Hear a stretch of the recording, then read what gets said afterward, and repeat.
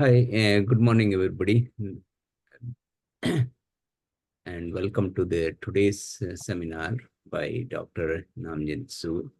It's a TimeAutoDiff, combining auto-encoder and diffusion model for time series tabular data synthesizing.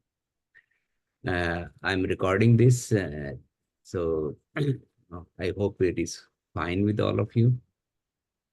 It will be available after this presentation on the YouTube channel of OARC. So let me introduce you, Dr. Su. Yeah. He's a UCLA adjunct assistant professor. He's a IDRE Fellow and associated with Professor Guang Chang's lab in UCLA Department of Science, the Statistics and Data Science Department. Yes. He obtained his machine learning Ph.D. at Stewart School of Industrial and Systems Engineering, Georgia Tech. Also, he did his MSc in statistics from the same university. And before that, he received his BSc degree or undergrad from Korea University in 2015. So without much ado, let's welcome Dr. Su. Dr. Su. Okay. Hello. Thank you so much, TV. So hello. Thanks for coming to my talk. So this is Najoon Su, and I'm currently an adjunct assistant professor at Statistics Department. Today I'm happy to talk about my recent work titled TimeAutoDiff, combining autoencoder and diffusion model for time series tabular data synthesizing. So agenda for today's talk is like this. First, I'd like to start off my talk by motivating the audiences on why studying the synthetic data, specifically synthesizing tabular data, is important. Then the main contents of the work, the model itself, will be discussed in details. So after this, I'll move on to talking about how to measure the qualities of synthesized data by introducing some metrics commonly used in literature and the metrics that I developed by myself. Then numerical experiments with these metrics will be introduced, and I want to conclude the talk with a possible future work. Okay, so as seen in this cartoon, one AI startup company, Gartner, predicts synthetic data from generative model will replace real-world data within 10 years in building a powerful AI model. And this phenomena can occur because there are many possible constraints for obtaining large amount of real-world data set with good qualities. So those constraints can be high expenses for collecting the data.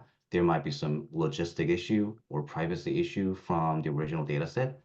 And if we can build up a great synthesizer that can generate realistic looking synthetic data, then a lot of problems coming from obtaining the real world data set with good quality can be resolved. Then specifically, how do synthetic data from generative AI can help human beings' daily lives these days? So ChatGPT, as you already know, assists writers, content creators in drafting their contents. Synthetic data in autonomous driving can be used to simulate dangerous or rare event scenarios. And like created images or films from generative models can reduce the cost of film creation significantly. Among these many types of synthetic data, what I've been focusing on these days is tabular data. So tabular data is a structured data with rows and columns, like this Excel spreadsheet, with possibly heterogeneous features containing both numerical and categorical variables. We have this type of data modality everywhere: healthcare, finance, transportation system, education, et cetera, et cetera. And there are many interesting projects we can do with this tabular data. We can build predictive model for disease diagnosis with a healthcare data set, or we can build a card fraud detection model that can detect whether a certain credit card transaction is fraud or not. So other than building a predictive model with existing tabular data, what I want to do is to generate fake tabular data.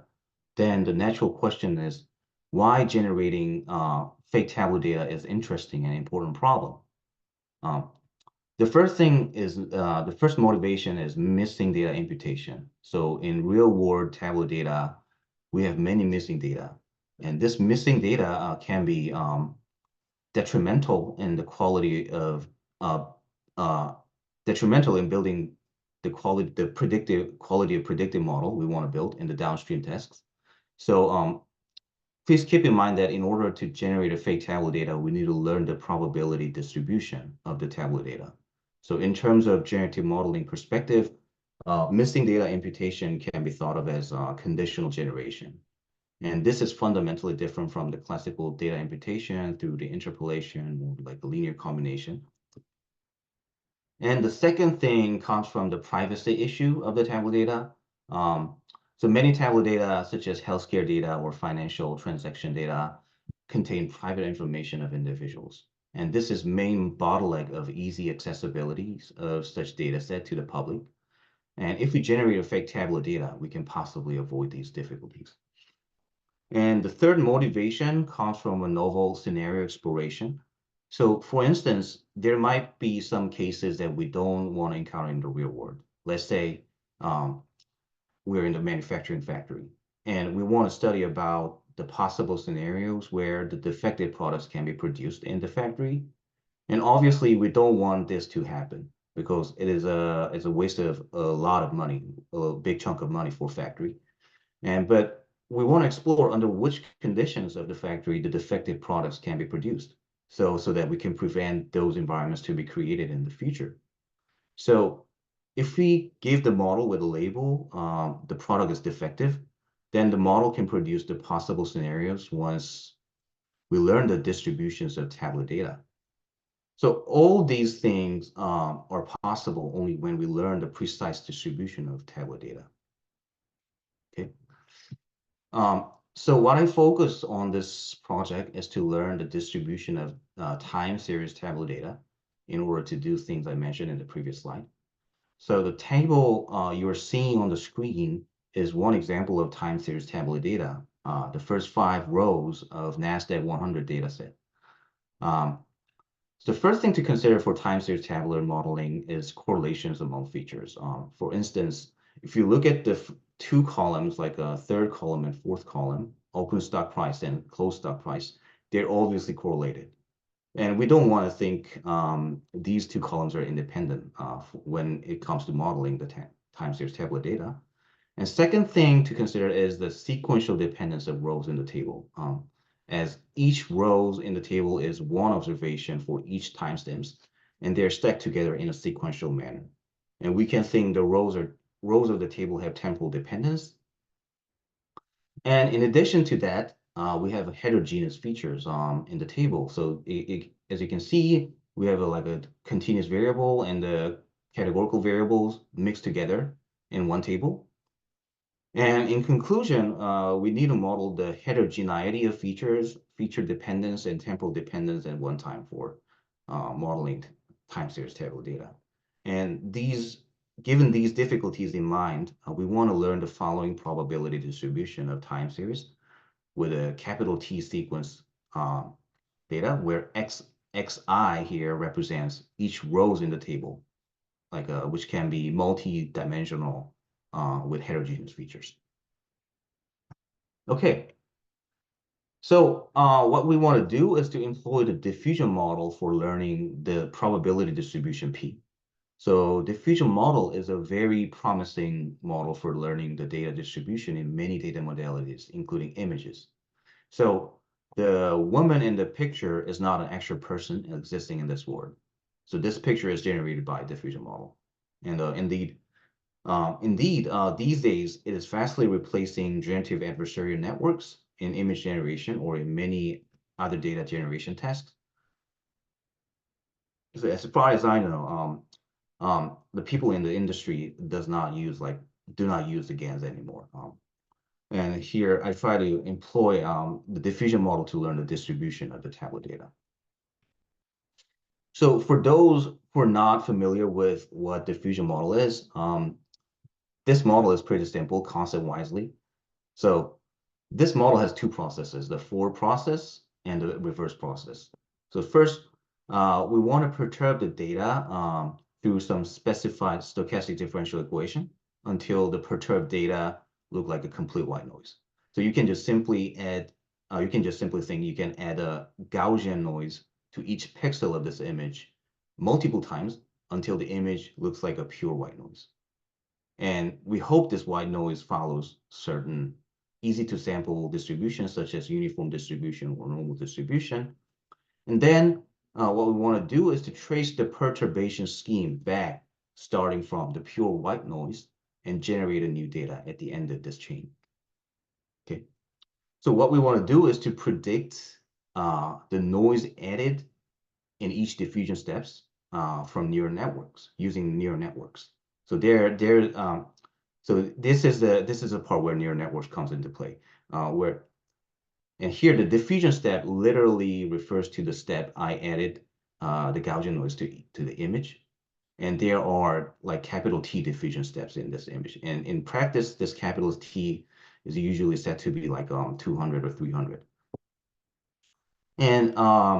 And denoise this noise iteratively from the pure white noise to get a new data set. So this is a basic concept of the diffusion model. But the main bottleneck of employing diffusion model is tabular data generation. In the tabular data generation is that diffusion model is originally built for continuous variables, but tabular data have heterogeneous features.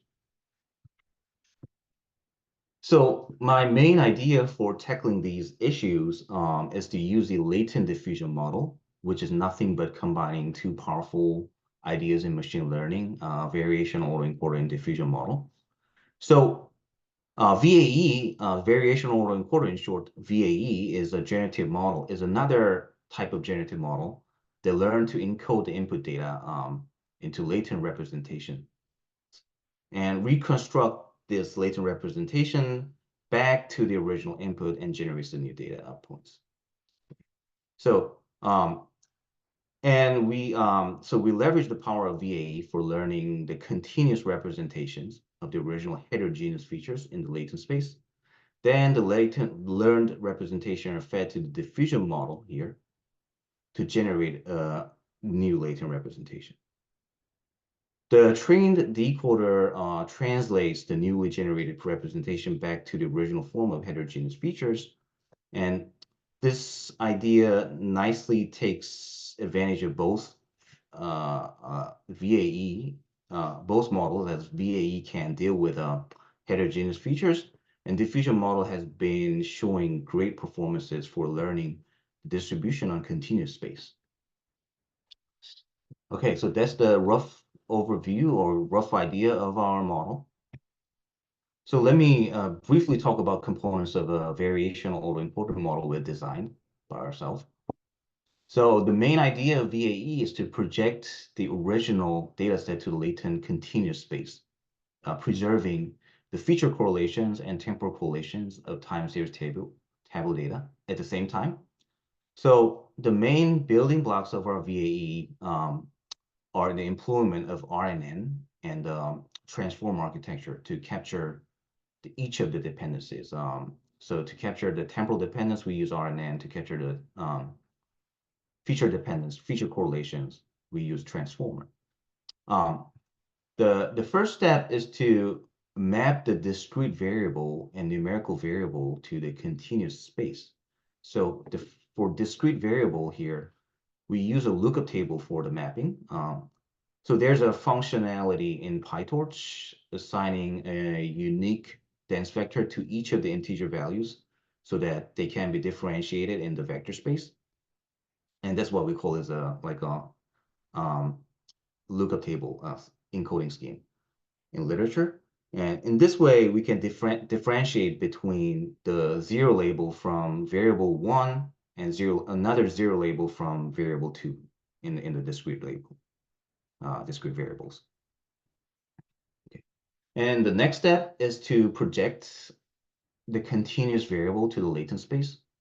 So audiences might have wondered, why don't we just use the original continuous variable? Why do we bother ourselves projecting continuous variable to another continuous space?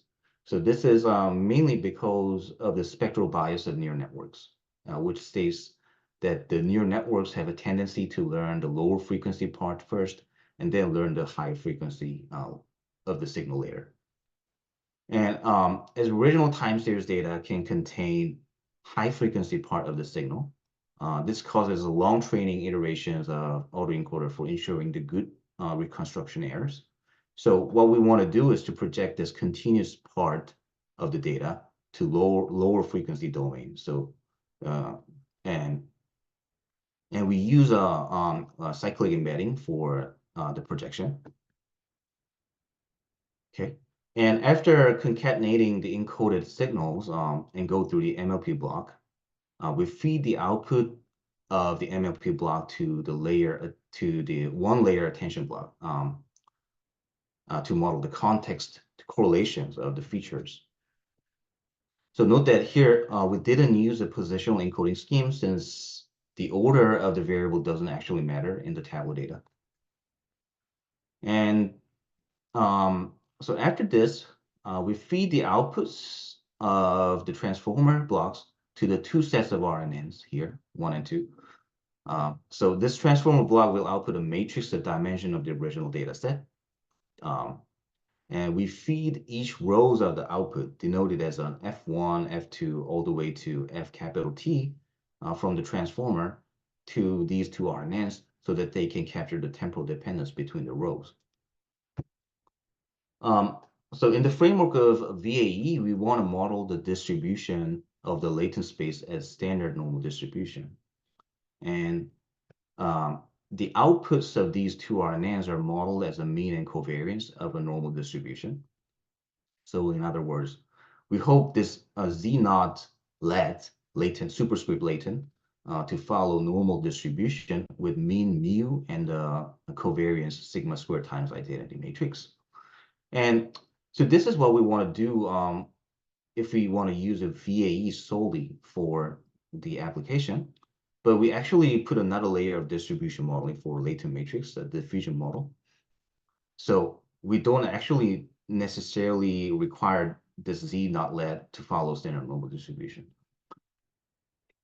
So that was a part of encoder design of VAE.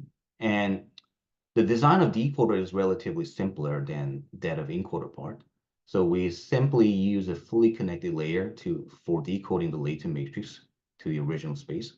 And it turns out to be working very well, at least for the data set we've tried on our numerical experiments. And after reconstructing the original data set, we want to minimize the reconstruction error, defined as like this, where it is defined as a sum of mean square error, binary cross entropy loss between original and reconstructed signals for each types of variables, numerical, binary, and categorical variables. And additionally, we want to control the distance between the distribution of projected data here and the standard normal distribution through KL divergence between them. And here we use a diffusion model. Like I said before, we use a diffusion model for modeling latent distribution. Actually, we do not necessarily require latent distribution to be close to the standard normal distribution. So we put the penalizing coefficient beta like as small as possible, like 10 to the minus 5. So that the penalized term to be set as so that this penalized term to be set as small as possible in the objective function that we want to minimize.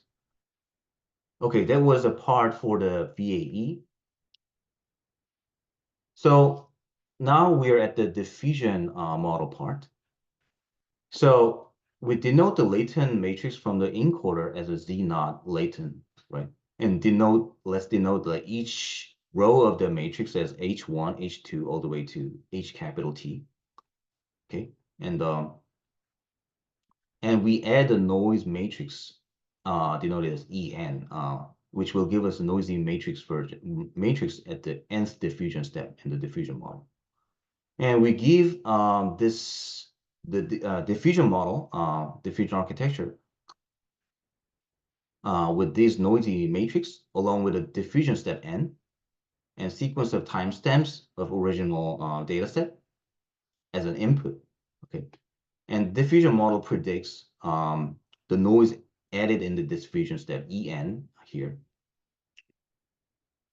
And we want to design a special neural network epsilon theta such that it minimizes the expected L2 loss, where the L2 loss is defined by the differences between the real added noise matrix here and the predicted noise matrix from our design neural network. Okay, once we learn this, once we learn the model parameters and the epsilon theta, we can finally generate a new latent matrix. So how do we design this epsilon theta? So the idea is to take the entire latent matrix as an input data. Here is Z and subscript latent, so that the diffusion model can generate a new latent matrix from one generation process. So I want to note the audiences, our model beats other diffusion-based time series tabular data synthesizer in terms of sampling time, because our model is designed to generate the entire time series at one time. So whereas other diffusion-based model are designed to generate one time sequence per generation process. So in diffusion model, generation process usually requires like 100 to 200 denoising steps. Okay, and if we follow the sequential data generation process, and if the length of sequence is very long, it should take forever to generate the entire time series data. So that is like the caveats of the previous version of diffusion-based time series tabular data set, and we overcome that the obstacles by modeling the entire time series data at one time. And so this is the architecture we designed for noise estimation. And basically, after encoding every input components, and we concatenate them, and every input components here, we concatenate them, and we feed to the MLP block, and we feed the output of the MLP block to the bidirectional RNN as we modeling the joint probability distribution. And we need the information from both direction, both time series direction after going through like a layer normalization and another like a fully connected layer. The network gives us an output, the estimated noise matrix. Okay, so each of this block gives us the estimated noise of the estimated noise of the rows of the noisy matrix, and we stack them together, and it eventually becomes a matrix form. Okay, so that was a brief description on the diffusion part. And now we are able to generate a new time series data. So these are visual representation of real versus synthetic for two data sets using our model, the pollution data and metro traffic data for unconditional generation. And as you can see here, it gives us a good fidelity between synthetic and real.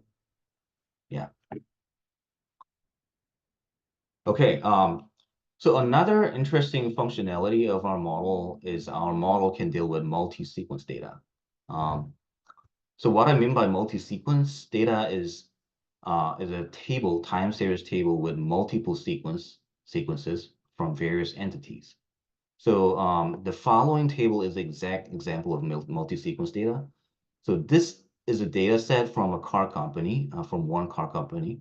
And first of all, it has timestamps here of each observation at the last column. And the feature has a heterogeneous nature, having vehicle name and the lag time between last trip end and current trip start, and whether the owner of the car charges his or her car before starting the engine. Okay, and vehicle identification number as well. Here, the VIN represents the owner, can be thought of as an owner, right? And of each vehicle in the data set.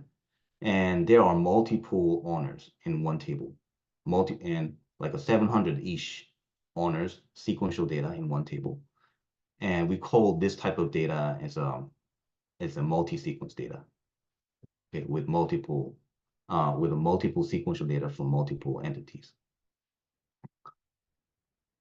And then the question is, given the VIN and timestamps of the VIN and the timestamps of the sequential data, can we draw a corresponding sequential data of remaining variable from the following conditional distribution? And this is what we call as entity conditional generation. Okay, so the answer is yes. The following four plots are the visualization of the results by giving the model the arbitrary VIN to the model so that the model can generate the corresponding sequential data of three variables. So these are marginal plots of each variables of real versus synthetic, and they give us amazing fidelity for all four cases. And I want to note these results are enabled through the combination of VAE and diffusion model again. Then how do we measure the quality of generated data set? Might be the next natural question. So to answer for this question, I'd like to introduce three major metrics in generative data science. The first metric is about utility, measuring how well the trained model via synthetic data perform well in the downstream test when they're compared with a model trained on the real data. And the second metric is about privacy, measuring how well the generated data do not leak the private information of individual that can be inherited in the original data set. So we want our synthesized data to keep the private information of the original data set to some extent, and without perturbing too much from the original data distribution. And the third metric is about fidelity, measuring how well the generated data preserve the statistical properties of the original data, how similar the synthesized data look alike with the original data set. And in this work, we didn't pay too much attention on the privacy part for performance evaluation because it amounts to another, like a paper. And we rather focus on the part on the utility and fidelity of synthesized data. Okay. So for measuring fidelity and utility of synthesized data respectively, we use discriminative score and predictive score respectively. So these two metrics are the most popular metrics for measuring fidelity and utility in the literature of time series data. For computing discriminative score, we simply train one RNN with original and synthetic data set with the same sequence length, capital T, and see if the trained RNN can discriminate between the original data set and synthetic data well. So if trained RNN cannot distinguish the differences between these two, the output probability will be close to 0.5. And if they are totally different, if they have totally different distribution, the output of the probability will be close to 1. Okay, that's the main idea of the discriminative score. And for computing predictive score, we also train one RNN, feeding the model with synthetic data set. Okay, so the RNN is trained to predict next step temporal values of the last column in the table. Here.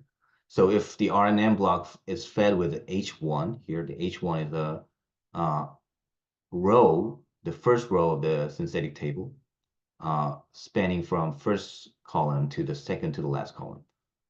Okay. And if RNN block is fed with H1, then it is trained to predict the value of Y2 here. Okay. And the idea is to train this RNN model with a synthetic data, okay, and test the trained RNN model with a real original data set. And in this way, if the test error is small, yeah, we can verify that the trained model with synthetic data perform as good as the model trained with a real one. Yeah. So that we can tell the synthetic data has a good utility in the downstream test, like in this case, the prediction. Okay. So that was the idea of discriminative score and predictive score, but there is no explicit measure in the literature on whether the temporal dependence is preserved or not in synthesized data set for time series tabular data generation test.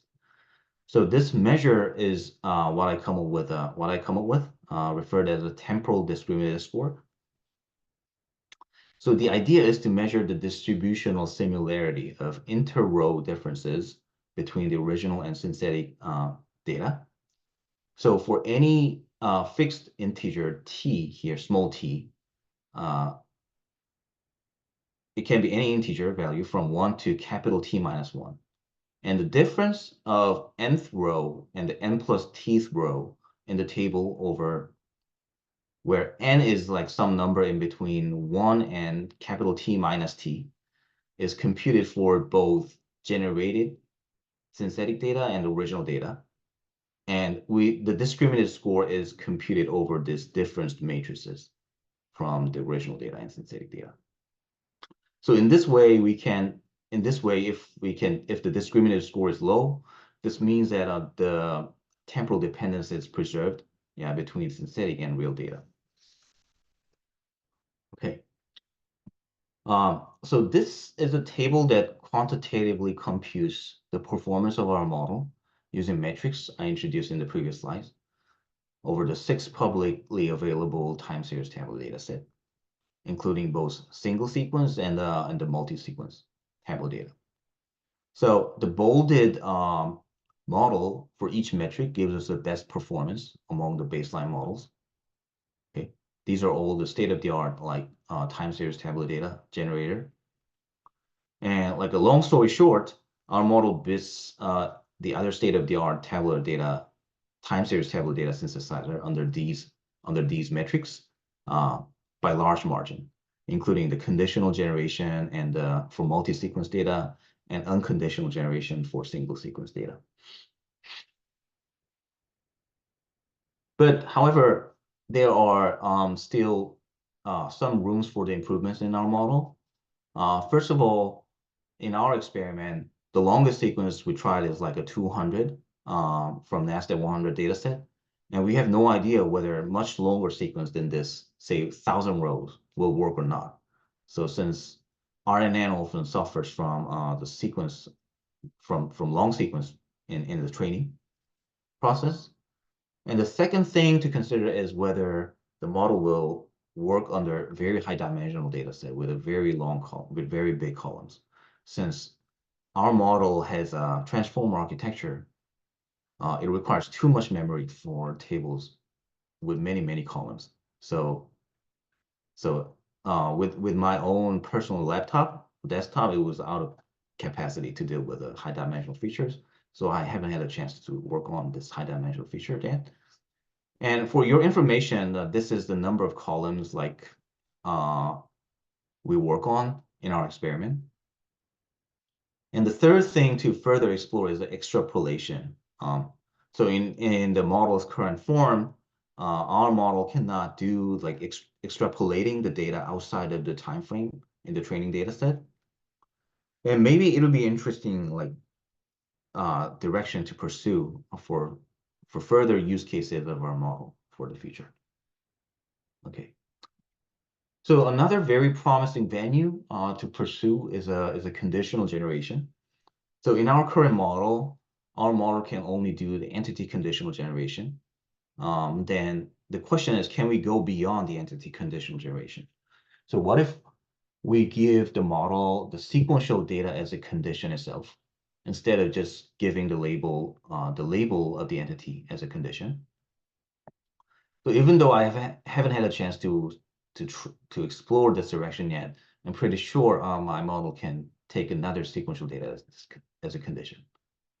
So for instance, in vehicle data set that I took as an example in the previous slide, we might be able to generate a corresponding sequence of charging events, given the sequential lag time for a certain person. Okay, so in this way, we can simulate the people's charging behavior based on the people's driving habit. Here, the driving habit is reflected through the lag time. Okay, so and another things to explore is like in the current version of our model, we verify our model has a high utility and the fidelity guarantees for various data set which are open to public, but we haven't checked if our model also has a privacy guarantees. So there is a mathematical notion of privacy named as differential privacy in literature, a very big research area in machine learning and statistics. And it'll be interesting to see how our model can adapt it to accommodate the differential privacy guarantees. So it is another very good research direction to pursue. So so that was like a brief introduction of my current work, of my recent work. And for those who are interested in our work, our paper is recently uploaded on our archive for your reference. Okay. Yeah, and that's it for my talk. And thank you for your attention. And I'm happy to take any question from the audiences. Yes.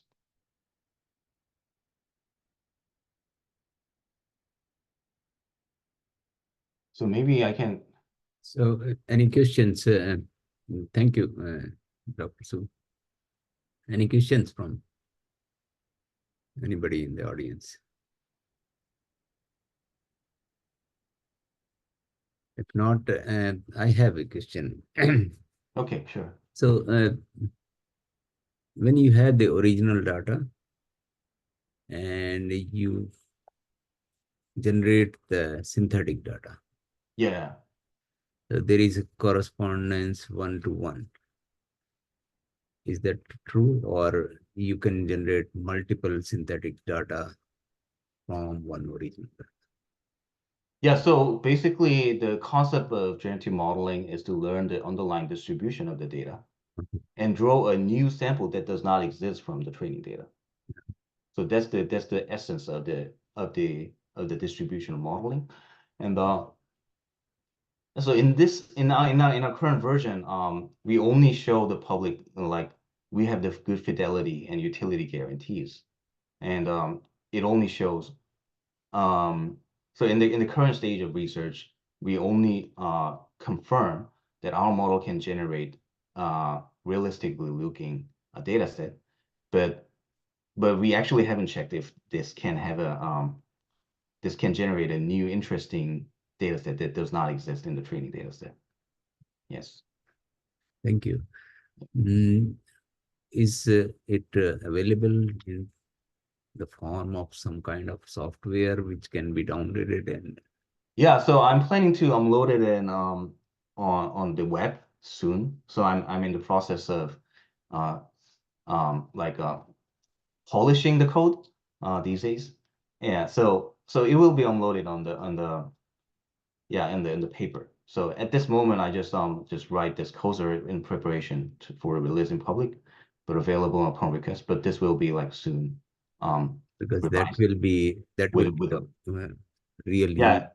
for the community. Pardon. That will be of great use for the community who Yeah. want to basically uh, suppress the real data in some to keep the privacy Yes. intact and things like that. Yeah, so that's the one possible direction to pursue in the future. Yeah. Any other question from the participants?